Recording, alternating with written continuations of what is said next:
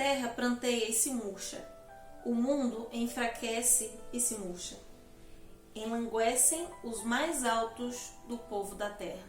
Na verdade, a terra está contaminada por causa dos seus moradores, porquanto transgridem as leis, violam os estatutos e quebram a aliança eterna.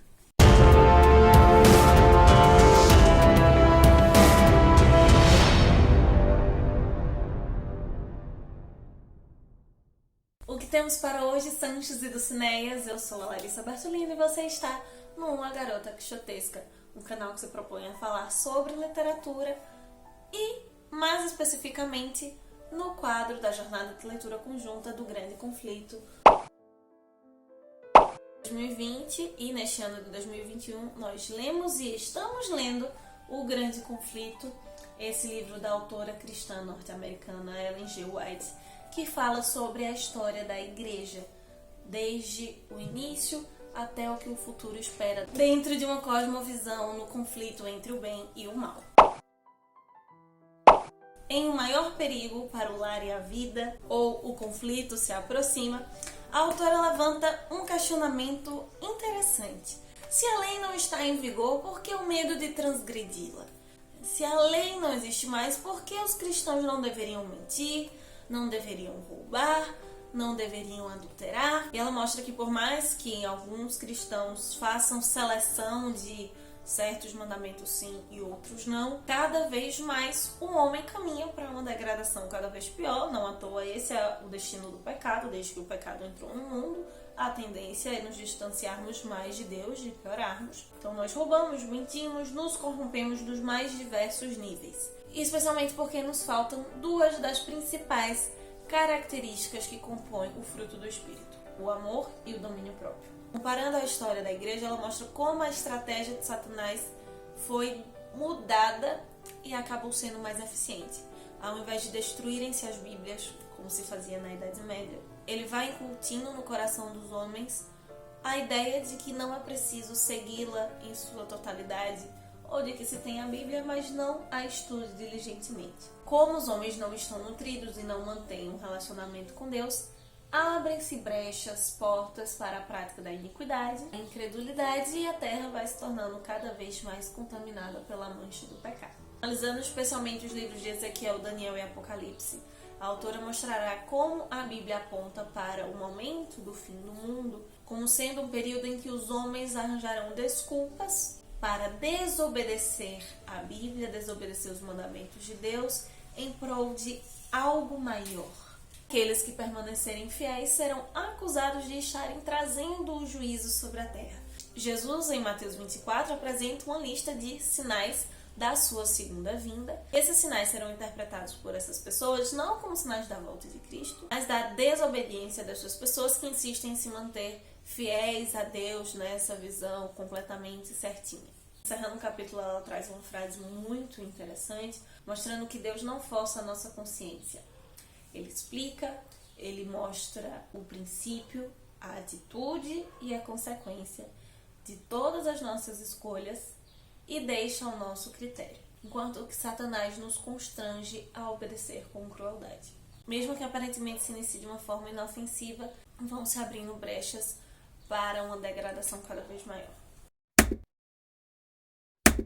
Pensando nos assuntos que nós estudamos esse mês, o desafio será compartilhar uma das doutrinas bíblicas onde você vê o amor de Deus mais forte, que fala de um modo especial para você. Não se esqueça que aqui embaixo na descrição, além de todas as passagens bíblicas que são citadas nesses capítulos, você também tem acesso a outros conteúdos, a outros livros que podem te ajudar a aprofundar um pouco mais no estudo do assunto desse mês. Bendito o homem que confia no Senhor e cuja esperança é o Senhor, porque ele é como a árvore plantada junto às águas, que estende as suas raízes para o ribeiro e não receia quando vem o calor, mas a sua folha fica verde, e no ano da sequidão não se perturba, nem deixa de dar fruto.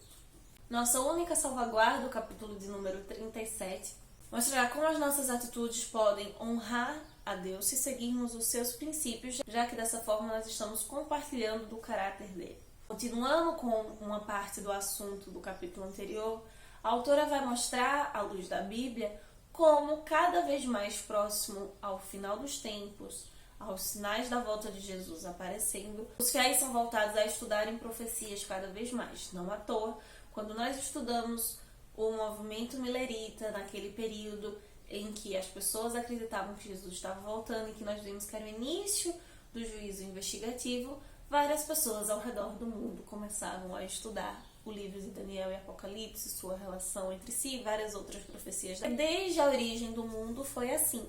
A autora vai mostrar que Deus mantém o seu povo para que o seu povo mantenha a sua palavra.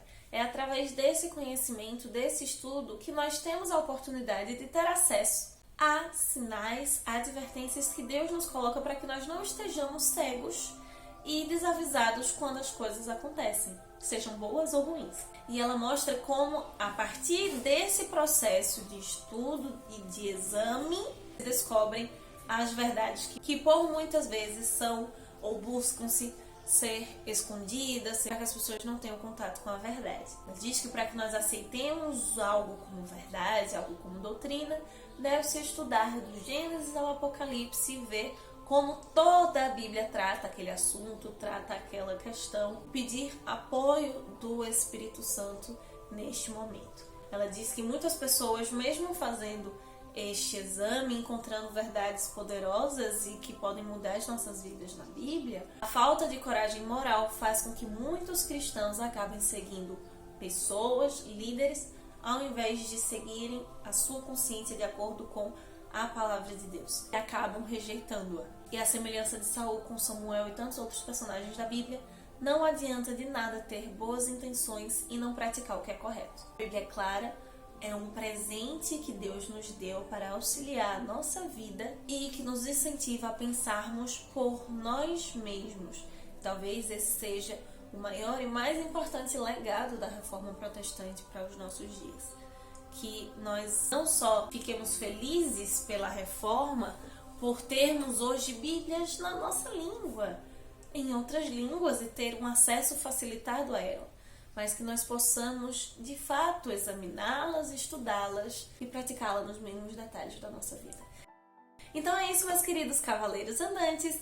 Estes são os nossos comentários referentes à leitura deste mês. Levantei aqui o que mais me chamou a atenção, mas aqui embaixo você tem um espaço para me dizer também o que você achou de mais importante, de mais interessante, para que nós continuemos esta leitura, este debate aqui embaixo. Nos vemos no próximo mês para continuarmos a leitura deste livro especial. E enquanto isso, nos vemos lá no Instagram para continuar falando sobre boas leituras, que possamos sair da biblioteca e ver muito além dos moinhos de vento. Valeu! Se você gostou desse episódio, desse assunto, quer se aprofundar um pouquinho mais sobre o que a Bíblia tem a dizer sobre ele, aqui na descrição há um link para você se inscrever e receber um material especial para se aprofundar um pouco sobre a história do cristianismo, do Apocalipse e dessa esperança que Jesus nos dá. Aqui também estarão disponíveis alguns outros episódios para você conferir. Muito obrigada por nos acompanhar até agora e até o próximo vídeo.